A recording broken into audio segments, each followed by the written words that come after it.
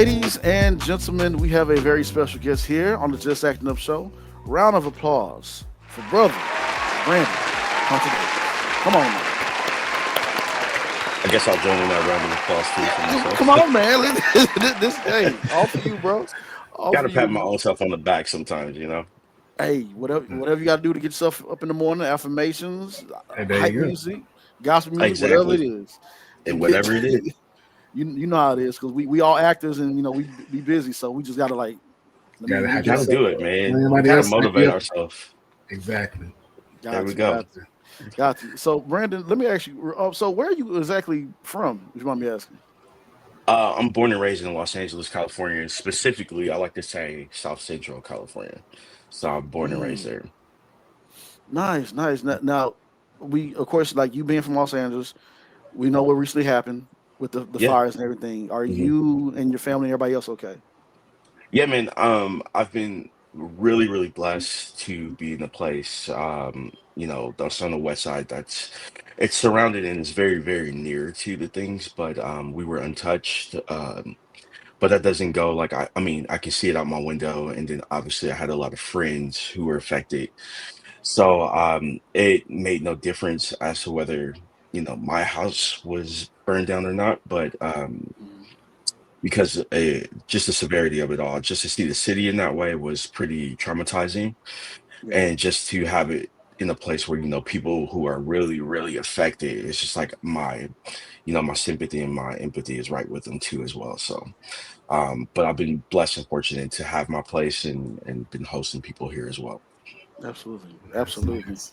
And That's many blessings to you, and thank you for what you do with helping out those who been affected, Oh yeah, yeah. and praying for you and everybody in the city of Los Angeles. There's in Thank you. California overall. There's a lot of people that we have interviewed, some friends and some family out there in LA, and when that happened, it was like and we just hit up everybody and just wish them Yeah, well and everything yeah. else. So Yeah, I mean, and it's not over too. I mean, phase two of this is, you know, with the mudslides. We had the fortunate part of having rain, but when you have rain like that after a terrible fire like that, it creates like this mudslide. So we're dealing with that. Palisades has been hit again, and I'm mm, sure the Altadena area has been hit again. But there's videos of just massive mudslides. So yeah. we're still in it, but praying through it, and hopefully we can, clean up really soon and begin to rebuild. Gotcha, gotcha. Thank you, brother, good. and thank you for still joining us despite everything that's going on. And Absolutely. yeah, Yeah. Thank you for having me. yes, sir, yes, So sir. let's go ahead and let's get into a few things. Finish this sentence for me. I Okay. act because It's natural. Mm, I think, I don't know if I'm supposed to elaborate, but I no, act no. because it's secondhand to me. It's always been. I was just sharing with a friend. My dad was asking me. I remember in high school he was asking me, "What are you going to do?" And I was like, "I guess I'll go to med school." But I was doing all these plays, and it never occurred to me that I could probably take this as a career. Now, I did not prepare myself for the ups and downs of this road because nothing is guaranteed in Mm, this career or anything in life. But I act because it was always natural for me. I love that. I love that. And I'm sorry. Go back real quick. Now you said mid school. Now, so you one of those med kids that was on your way projecting towards the I wouldn't medical say field? Or? necessarily. I was being forced into that place. I have Ah, a cousin who is like a sister who is fortunately taking that road, and she's doing very well. But it wasn't an interest really to me. I thought it was cool at one point, but then it just felt like something that wasn't my dream. And so mm, the older and older I got, I was really going into it. You go through the typical phases. I'll be a lawyer, I'll be a doctor before you really know what's involved in that stuff. And I kind of don't think it's really fair in high school that you have to make those decisions and be on that track. You're so right. young. I'm just like trying to play football. I'm trying to be in the play. I'm trying to like have fun. I'm not thinking about that stuff. So I was on that track up until probably like junior year became like really clear like with the requirements, and that's supposed to be your serious year. Mm. And when you start doing these college tours, I'm like, yeah, that's yeah, not for me. That's not for Where's the theater program? Like, send me there. I'm good, bro. I'm not doing this. Yeah, it takes courage just to step out and chase what what you like and what you want to actually do, because a lot of people get stuck doing things that they really have no interest in. Exactly. Yeah. Mhm. Exactly. And it's kind of like my parents' fault too as well, is that, Mhm. they put me in acting when I was a little kid. So I was always doing these auditions for like Barney and Sesame Street. And my dad worked in the studios up until I was probably like in middle school, high school. And so I was always surrounded by this stuff, always watching movies, probably movies I shouldn't have been watching, but just always watching movies and surrounded by that. So it was just always around me. And then it never really occurred that I can do this as a career until, something really clicked. And it was just like, this is just something that's natural for me. So I'm just going to Mhm. pursue this and see where it takes me. Yeah. Gotcha, gotcha. And that's what will actually lead into my next question on what inspired Yeah. you to start this journey in acting. So, yeah, yeah. Um, I would probably have to say, it started with, just being involved in plays, whether that's church plays, whether that's school plays, whether that's something. For some reason, I was always being put in like a leading role, and it's not to brag or anything, but it was just always Right. something that was just like, Brandon would do it versus like I wasn't shy to do that stuff. And then, but I say the pivotal moment was my high school teacher, Mr. Griffin, was actually the one that really like kind of honed me as an actor of putting in the actual work it needs to do to develop a character. And we were doing this stuff in high school and having like crazy plays, doing The Odd Couple, doing, West Side Story, and just really having like intense practices of like finding what it is to be an actor and character. And I would say that was like the most pivotal moment for me to be like, this actually does take work, but this is the work I like to do. Finding the humanity, bringing myself to it, but then also stepping outside of myself and stepping outside of my comfort zone to get into who this character really is. So I would say that was like really pivotal for me, and I think about it to this day. Yeah, yeah. Nice, Love nice. it, brother. So, since you've been in the business, what has been some of the worst advice and some of the best advice that you've gotten? That's a good question. The worst advice would probably be from a former agent of mine who um pretty much straight up told me like you'll never make it unless you're like at that time it was like it was early 2000s, so Diana Ross son Evan Ross was really popping off in all these movies like ATL, like all those stuff. And Hmm. then Chris Brown had a stint of like films too, and that's how I feel like we had like this black resurgence like during that time of like all Yeah. these films were getting made, but it was like these young people who were either in the industry or just around like since they were kids. And so I had an agent tell me like you're pretty much never gonna make it unless like you're Chris Brown or Evan Ross.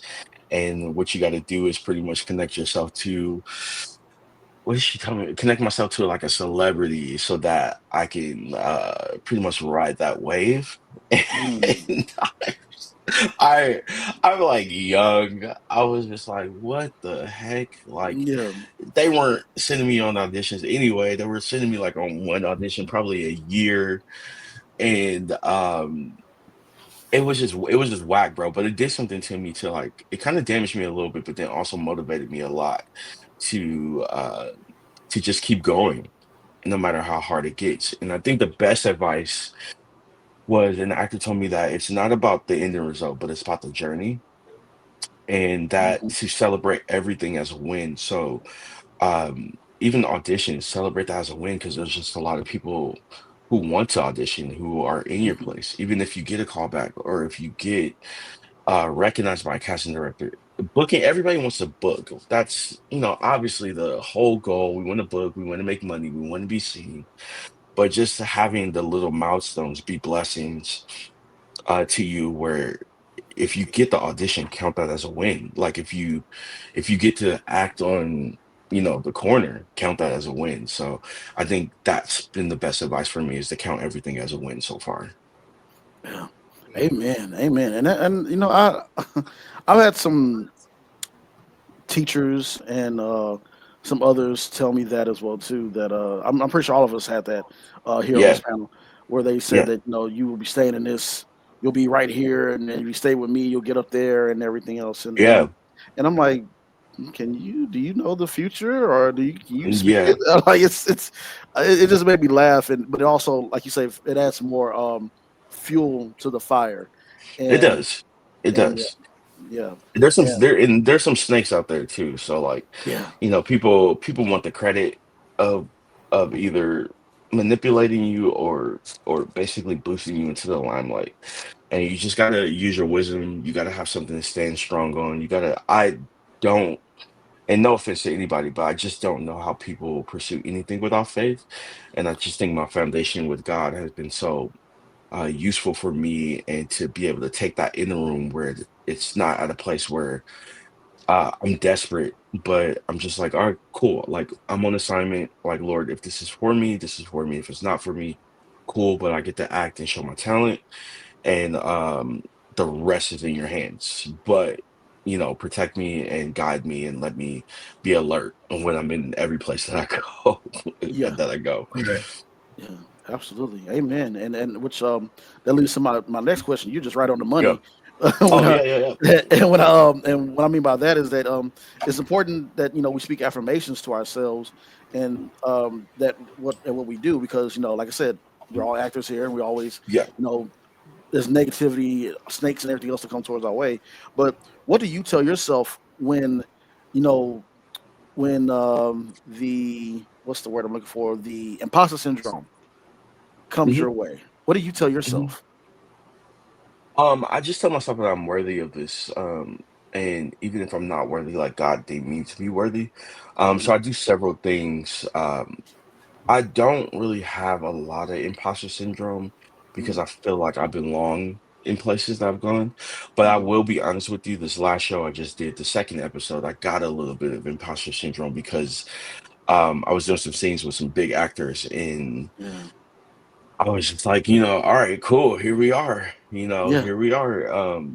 And it was me mainly being in my head and then kind of like projecting of what those people thought about. It was really weird because I never do this. But Yeah. as soon as I got in the room, like it was just that way. And then ended up breaking the ice, and those people ended up being some of the nicest people.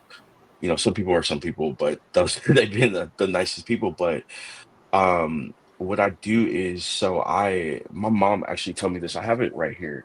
So I bought like a little $8. I don't know if you can see this because of background, but a little Yeah. $8 journal.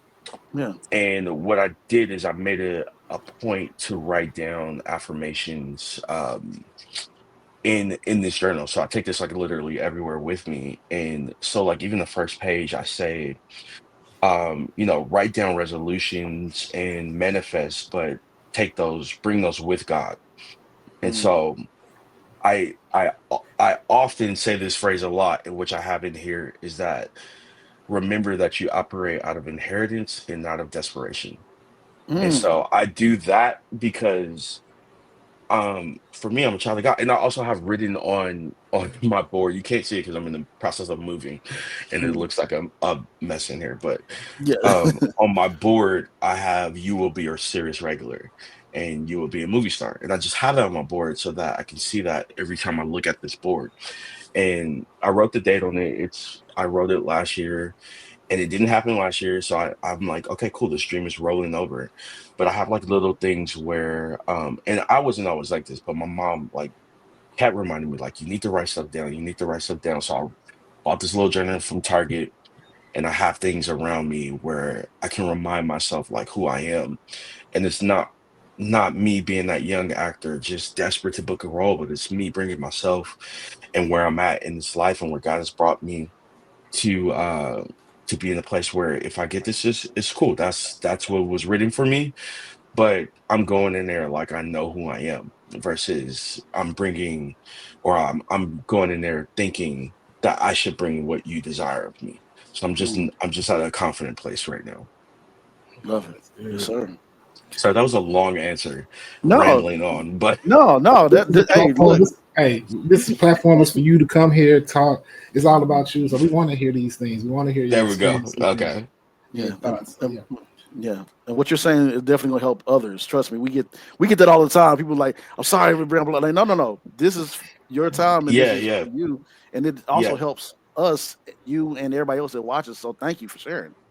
yeah, absolutely. I just know like the journey is crazy, and it's crazy being in entertainment, crazy being in anything that's worth living. But you take the world, saying of only the strong survive, but it's really about perseverance and just allowing faith to like carry you on in the long game of it. Hmm. And this is such a long game. It's such a long game, but there's something that's there for you as long as you stick it through.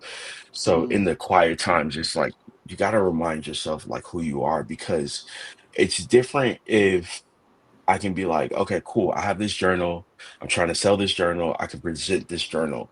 But as an actor, you are the product. So when somebody says no to the product, you psychologically you're thinking that they're saying no to you, and they're not necessarily rejecting you because they don't know you. They're just looking for what they're looking for. And sometimes they're blind to the fact of your talent. Sometimes they already have a made up idea. I've gone into rooms where I've gone into several rooms where they try to. I can tell that they were testing for the urban market because I was the only black guy there, or I was the first one there, and they didn't know what they were doing in the room. And so mm, you just got to have that confidence of knowing, like, I get to show my talent and just leave everything else on the table. Like, Yeah, I'm going to give them what I interpreted from whatever this audition is, and then I'm going to feel good about that because that's a win. Because there's other actors that didn't even get to go into the room, and so because I got here, or because I've like read a monologue in my room, there's some people that's calling themselves actors that don't even practice. Like you got to count everything as a stepping stone and as a win and remind yourself like, this is who I am. I got this. yeah. mm. Yes, No, sir. that's what's up. Yeah, getting into the room is the most important thing. If you can get into the room, you let the talent speak for itself. Yeah. And just like everything else, I mean, the losses come with it, but eventually you'll get that win and you'll learn. So, Mm, let's talk about a few of your projects you're on. Yeah. Particularly one uh, new show on Max called The Pit, right? Yeah. An intense medical drama. So, share with us Yeah. your experiences, the process of getting that role, and how that's going.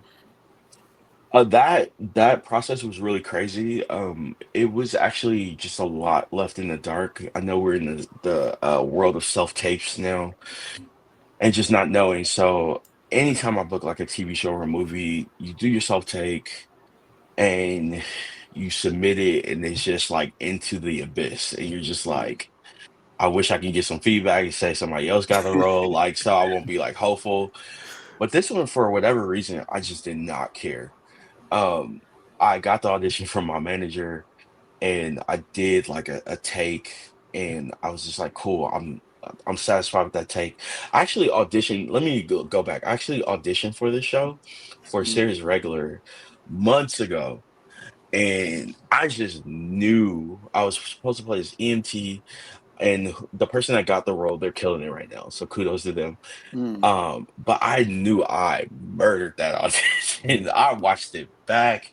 I was like, dang, boy, you are cold. Like, you are good. Like, I felt good about this thing. I Yeah. still look at it sometimes. I'm like, dang, like you had the jargon. I had gloves on. Like, I was doing everything. And I knew that it was like really good. And so I didn't get that one. And you kind of like, as an actor, I'm just like so nosy, I'll probably say.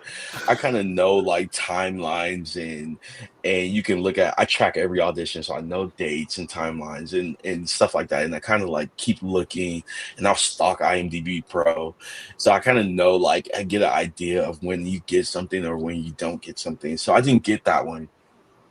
And I was just like, dang, dude, I was really bummed about it. I was like, it's gonna come back to me, whatever. And I actually talked to my parents, and my mom was like, "It's gonna come back to you. Don't worry about it." So months go by. I'm auditioning, and then I see this audition for the pit again. And I'm just like, "All right, cool. Like, let's go." But this time, I was like, "I'm not. I don't really care." So I did my audition. I was like, I will, submit what I interpret this character as for an X-ray tech named Gabriel. And so I did that one, and then the second one, I was just like, I'm just gonna do whatever I want to do.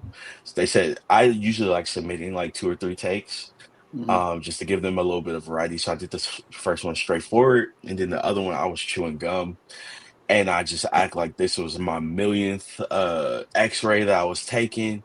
I like popped gum in that audition. Like I'm really bored. I just had this take that I was just like, I'm going to give him what I'm feeling right now, and this is what I'm feeling. So I did that, and I was just like, it is what it is. I sent it off, and I was like, all right, cool. Let's go to the next audition. Like, let's just focus on that. I wasn't looking back at it. I wasn't like doing any of that stuff. And sure enough, I get a text from my agent, like, check your email.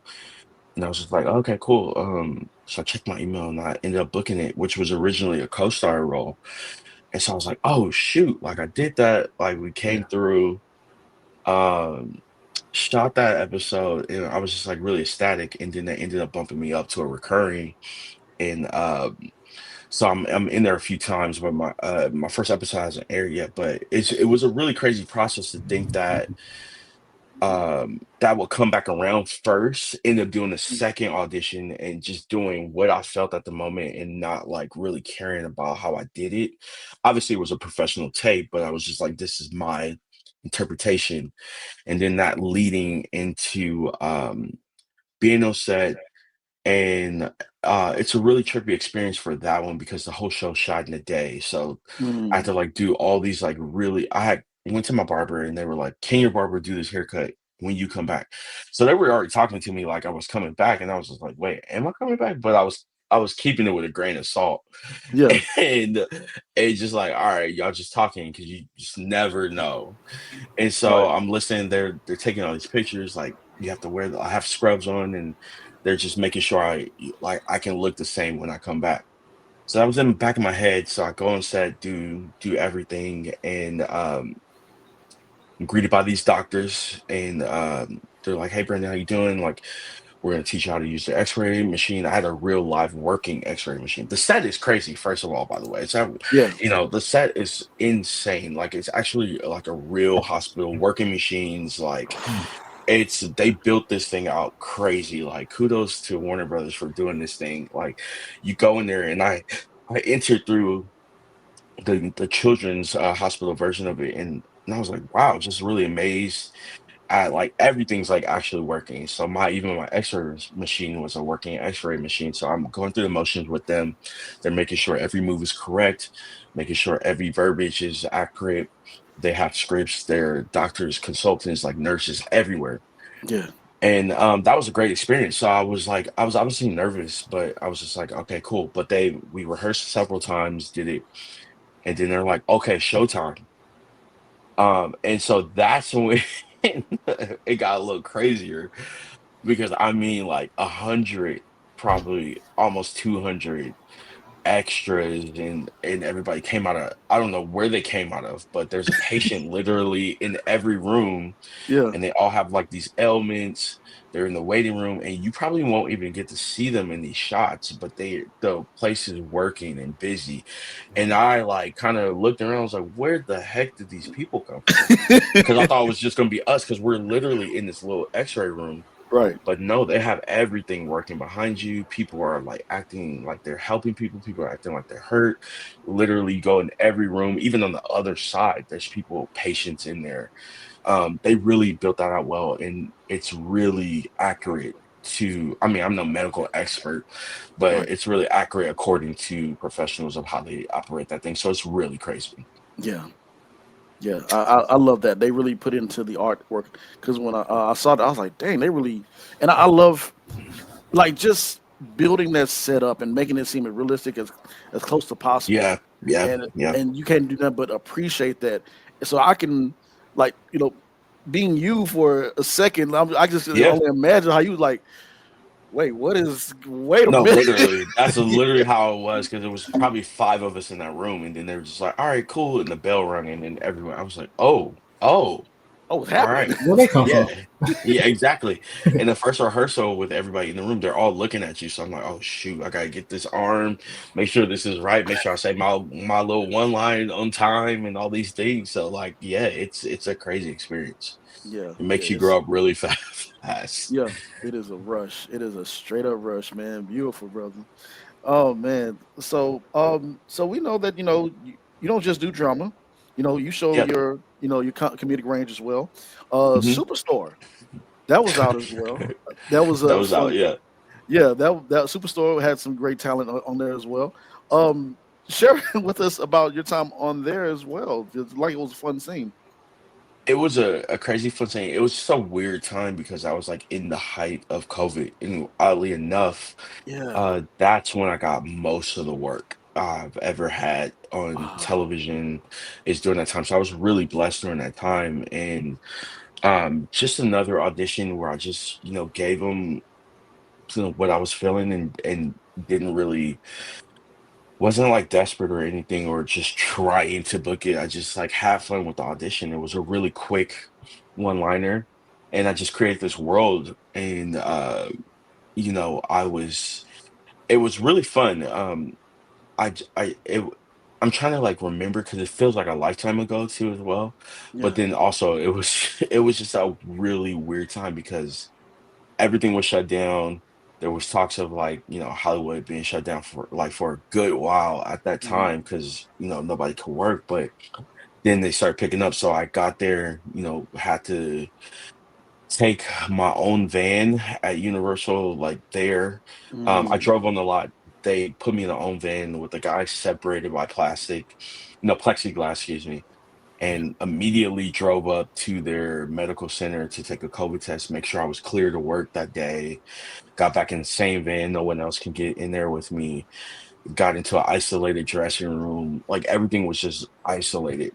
But this was a dream show because I had like literally months ago, I was like, I actually posted on Instagram. I said, wow, Superstar is coming back. I gotta be on season 6, the final season. yeah. And ended up getting that audition and booking it, and I like lost my mind.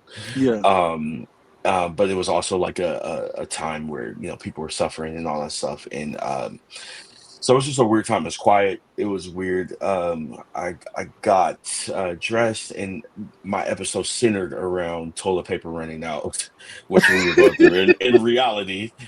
It But it was happens. really cool. Yeah, it was just art reflecting life over there, and Yeah. so we had that to bring joy to people. I'm super super happy to be a part of that little part that I was in such a hit show. It was a Yeah. great time. The cast was great. They did everyone did the best they can during that time, but we just had a place where you can tell everyone was just wanting to give people an escape from the times that we were in at that time.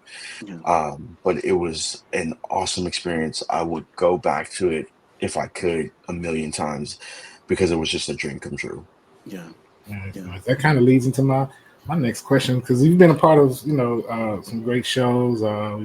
Falling for Angels, Zoe 101, Yeah. and yeah, and I was just going to ask you, what was is there a favorite project of yours that you've been a part of, or a favorite set that you've been a part of? Um, yeah, I mean, there's been quite a few, but I think in recent memory there has I probably would think that Zoe 101 was like I'll probably say top 3. I'm a man of options. Mm, Zoe 101 was huge because I booked that on my own. I had read I was a huge Shia LaBeouf fan in the like back in his Disney days and coming into movies, and I had read something like he pretended to be his agent. So I like called this casting director pretending to be my agent and was like, yeah, I got this client, like his name is Brandon, he'll be terrific for your show. And somehow in the world of like we weren't in like digital yet, so we were still like sending headshots and stuff. And somehow I got this audition and ended up going to Nickelodeon to get this audition and did the audition. And the guy was like, "Yeah, I had to play as like this bully." And the guy was like, "Yeah, you're really mean and stuff like that." And so I got good feedback. Didn't know what I was doing. I was super green at the time. Came back home. I got a phone call because I left them my house number. Got a phone call and they were like, "Yeah, this is casting from Nickelodeon. We want to talk to Brandon's agent." And I was like, "Oh shoot!" So I like, "Hey, my dad was just so happened to sit right next to me." So I was like, "Hey, dad, I need you to pretend to be my agent. Whatever, say like, let's do it." and we ended up booking that thing. So me and my dad went to set. That was just probably my favorite because of the experience, and then it was such a big show at the time, and for our age group, it was a huge show. So I got to tell people, like, to this day, people like go, "Oh my God, you were in Zoe 101." I'm like, "Yeah, just for a little bit part, but I was in there." So that was like one of my favorite experiences to have because I can say like I truly booked that by myself. Yeah. Um, Obviously the pit is like my recent memory, but Abbott Elementary was just Mm. felt like home. I just shot that, and funny enough, I was on the pit and they shoot on the same lot, and I saw them and I was like, dang, I would really love to be on Abbott Elementary. So I wrote it down in my little journal. I was like, I gotta get on Abbott Elementary. And sure enough, I got an audition and I was like, man, this is a dream role. Told my manager, I was like, I'm gonna book this because this is my dream show and I'm gonna book this. And so again, send me a text, check your email. And I was on the floor. I ended up booking that. And just a crazy experience from like even down to like the haircut. They bring everybody from Philly over there, and I was hooked up. Like everything felt like family, from the food to the just the cast was so welcoming, and just to see that was probably like my first experience uh with just an all black cast for the most part, and Yeah. the all black crew for the most part. And so it was just a trippy experience to see that and to see everyone like really nice and just joyous and just like a family unit. And working with Quinta was like really awesome, and doing a scene with her was really awesome, and being able to improv with her was really cool. And that was just like a top moment for me to say, like, and while I was there, I had the editors of the pit be like, hey, Brandon, like screaming at me from the cart, like, we just edited your episode, like, what's up? I was like, what are you doing here? They was like, are you shooting the pit today? I was like, no, I'm actually shooting. But they were like, oh my God, like, you're on the road, like, true story, no lie. Yeah. And I was like, yeah, hopefully I'm back. And then I ended up getting a call like, hey, we want you back for a recurring, and hopefully that leads to season two, fingers crossed. But yeah, that was like another favorite experience of mine. So I would say the pit, Zoe 101, and Abbott Elementary have been just like really cool stuff. That's Nice. that's beautiful work, man. So wait, tell me. So they okay. So Abbott Elementary films in Universal Same or lot, like right L.A. next to, yeah, right next to the pit on the Warner Brothers. Yeah, in L.A. Okay, that's why Hmm. because it just blows my because what is it? The Yeah, TV show called Found. They claim that they're in Washington D.C., but they film yeah, in but they're Atlanta. not. Yeah, Yeah, yeah. yeah, It just always blows our minds when you find like, wait, y'all it's from here? trippy. Yeah, like, yeah. hey. So yeah, but Yeah, yeah, like the pit is supposed to be in Pittsburgh. That's what the pit stands for. yeah, And they get their exterior shots, but they shoot out in LA. And yeah, Abbott Elementary shoots out in LA too as well. yeah. Beautiful, man. That's and Yes. and and these stories, man, are so awesome, and it just reminds you once you like the auditioning, the booking, and where you're at in life and what you go through. All Yeah. those stories just really inspire you, and it helps. And it just helps others, and you being the experience, just experiencing it. And I know it's like those, like you said, those wins. Just auditioning is a Hmm. win, and it Yeah. just feels amazing once you look back at where you first started and those people who said that yeah, you'll never make it here and there, but now Yeah. you manifested Nah, and yeah. you're getting Yeah. there. It's a big thing, man. And I don't claim to be like at the highs of highs. I still Right, haven't like made it yet according to like where I want to be. right. But I think it comes with a lot of experience of being at the lowest of lows and being sad and being, crying over a part that you didn't get, and being like, honestly, like being to the place like I wish I was white, like I wish I was, Mm, you know, um, I wish I was a nepo baby, like going through all these phases. So these yeah. highs don't come without the lows, Hmm. but I think you have to experience some sort of low to get to a place where you can really check your character and see why you want this. Like, am I doing this for the right reasons, or am I doing it for fame, or am I doing it for just or some kind of validation? And I think being an actor is really like a big therapy session, and you gotta kind of dig Mm, deep inside of yourself to find out why you're doing these things. Because it's a painful journey, and everybody and their mama's trying to do it, and it's a big field. And unfortunately, when you go out to family or when you go out to friends, they're gonna be like, "What are you doing? Like, what have you done recently? Where can I see you at?" And in those quiet times, it gets tough when you don't have things lined up, or you're not booking for years, or you're not seeing auditions and stuff like that. It's really tough in those quiet days, yeah. and so you have to experience some like inner. You have to. I'm a huge believer in hobbies. I probably picked a frustrating hobby of golf, but like I believe in hobbies, man. Like, or Yeah. watch. I'm adamant about keeping a movie membership. Like, I go see movies, or I Mm, go do things, or I go to restaurants, or I love coffee shops. Just I go live life and yeah. leave acting to acting now, and not Mm, make acting my entire life, because it will disappoint you, and people will be people. They will disappoint you as Yeah. well. And the journey is Um, definitely hard, but in order to persevere, I believe you have to go live your life, do things that bring you joy, do things that find you happiness, surround yourself with great community that will always also uplift you when you're feeling bummed, because it still happens. Like, mm, there's roles that I'm like, dang, dude, I really wanted that, and it really affects you. But you have to replenish that cup every single time, because you're pouring so much of yourself out of there. And so you have to have things to pour back into you. And that's really what's the most important. Like, I don't do this anymore for the same reasons I did it in my 20s. Like, I'm mm, really trying to do interviews where I'm inspiring people. Like, I look forward to that part versus like, mm, like, honestly, even being on set can get mundane too. Like, you're waiting around, and then you're doing text and text, and you have to be on. Like, it's not the glitz and glamour. That's like the right. reward and once in a lifetime thing. But it's Yeah. hard work. It's hard emotional work. And you just have to do things that lift you up in those times. Even on set, like, bring a book with you. Like, or go get some fresh air, because when they're expecting you to do what they cast you for once it's your turn. yeah. Yeah. Um, Amen. Amen. Yeah. And I love like, hey man, you couldn't say it better myself, man. And that's who said that? I think it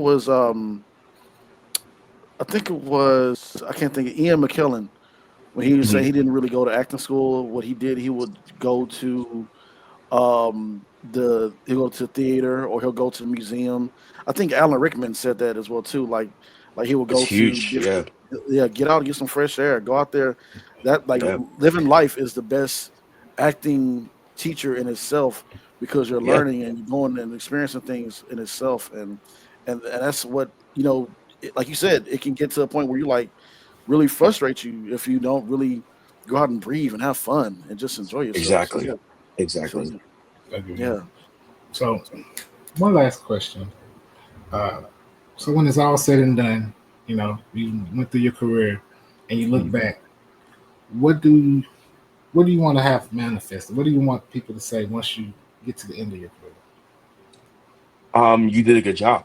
I think that as long as I'm attributing to culture, as long as I um, used whatever vehicle that, however big I got, to empower people to also make a way for other artists to get through, I think that will be the most satisfying goal that I can ever get to, is you know, obviously building myself up as an actor, but really wanting to produce and make sure other people's visions get shown. And I know everybody says that, but I really want to employ people, like, through my productions, and get to a place where I've emptied out my tank of creativity, but also allowed other people to empty out their tank too as well, and build on whatever plateau or whatever mountain I built, like, go even further. And I think that's will be the biggest goal when it's all said and done, is how I attribute it to culture, how good I was to people, and how genuine I was to myself and my art will be.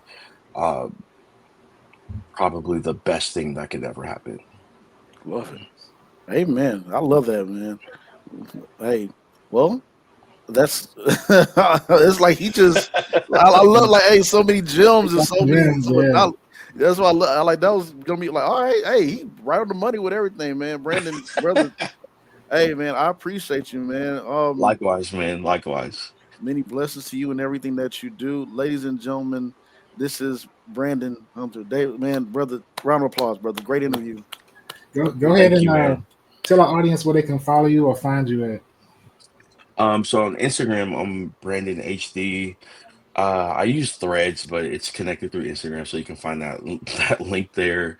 I also have an acting group called Brown Couch Creatives that you can find on Instagram. And then, yeah, you can see me coming up on the Pit.